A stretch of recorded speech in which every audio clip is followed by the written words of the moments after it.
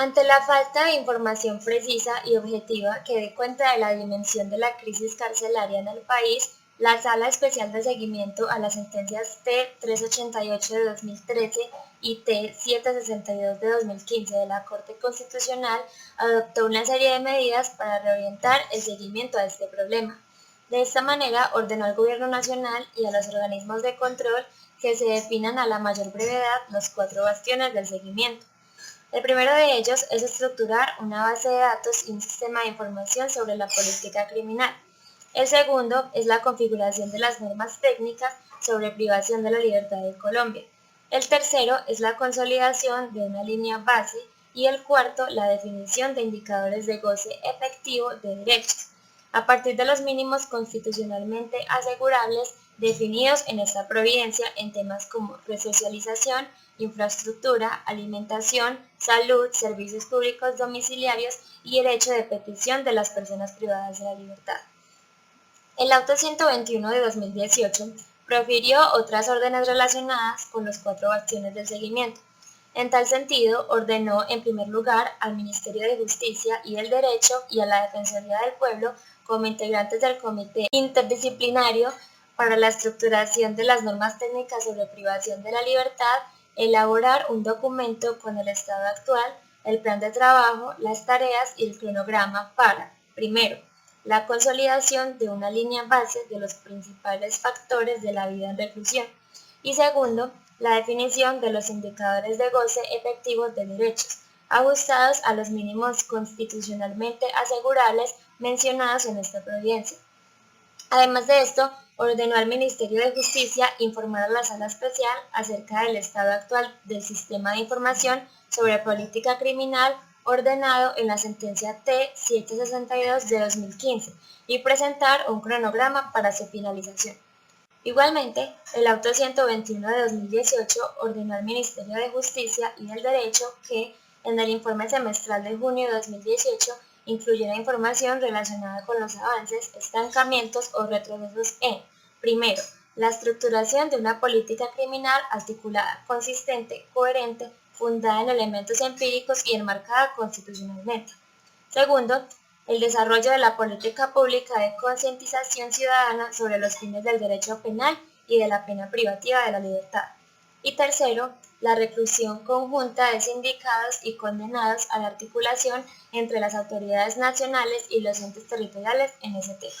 La Corte ordenó a las autoridades competentes adelantar los esfuerzos necesarios para contar con tales presupuestos a la mayor brevedad, y en ese sentido dio un plazo de 4 meses para la construcción de las normas técnicas y de 2 meses para informar cuál sería el plan de trabajo y el cronograma para la consolidación de la línea base y la definición de los indicadores de goce efectivo de derechos.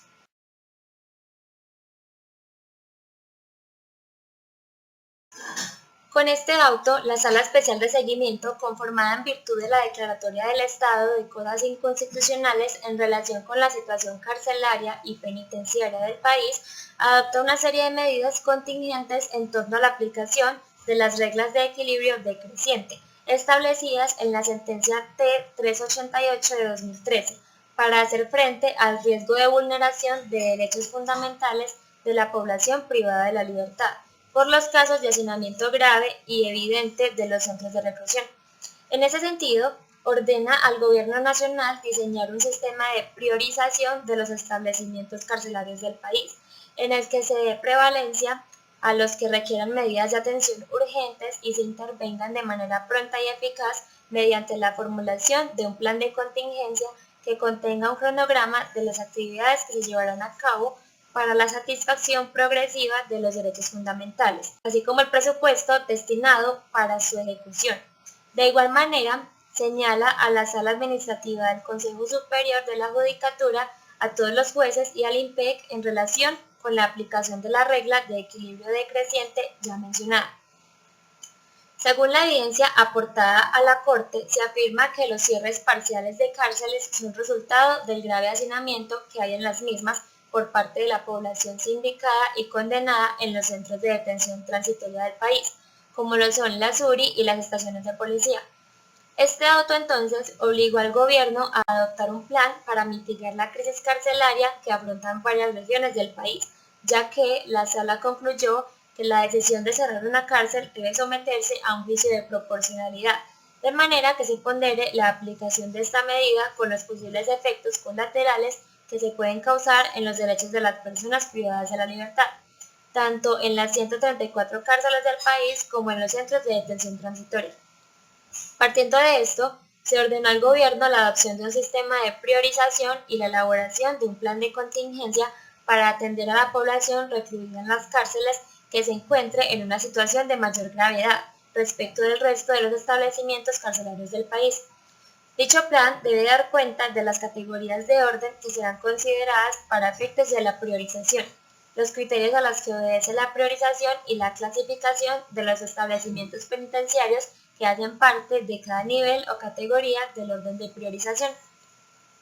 Ahora tomaré textualmente una parte del Auto 110 de 2019 en la que menciona que en un plazo de 2 meses, a partir de la notificación de esta providencia, tendrán que diseñar el plan de contingencia sobre los centros carcelarios y penitenciarios priorizados, el cual deberá contener un cronograma de las actividades que llevarán a la satisfacción progresiva de los derechos fundamentales en cada nivel o categoría, y el presupuesto destinado para la ejecución del plan de contingencia sobre los centros de reclusión. Este auto, además, ordenó al Ministerio de Justicia que, en el término de un mes, informe a la Sala acerca de los avances, estancamientos o retrocesos en el desarrollo de la política pública de concientización ciudadana sobre los fines del derecho penal y de la pena privativa de la libertad. Todo lo anterior con el fin de avanzar en la protección efectiva de los derechos de esta población, cuyas condiciones de reclusión se mantienen contrarias al orden constitucional.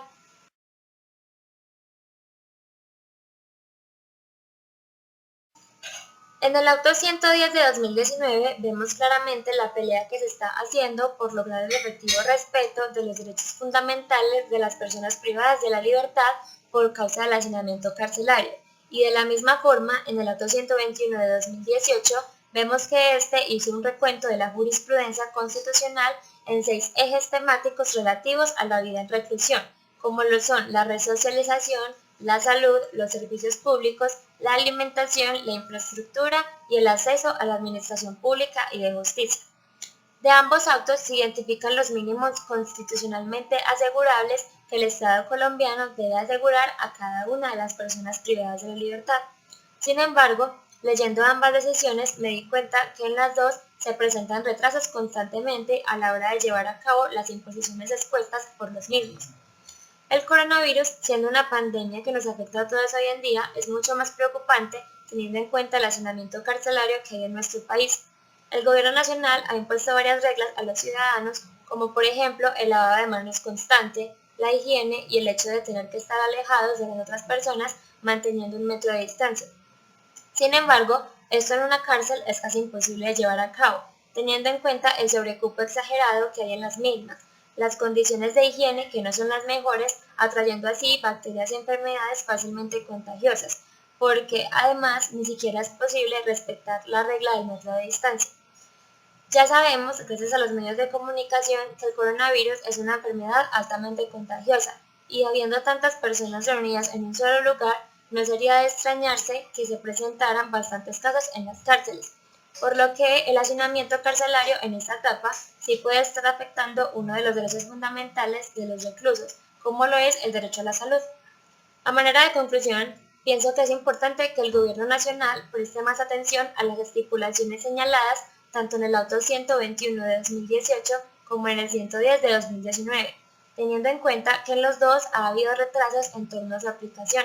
ya que en ambos se busca dar soluciones a problemáticas que en este momento afectan a las personas privadas de la libertad y que, por causa del coronavirus, pueden convertirse en preocupaciones mucho más graves.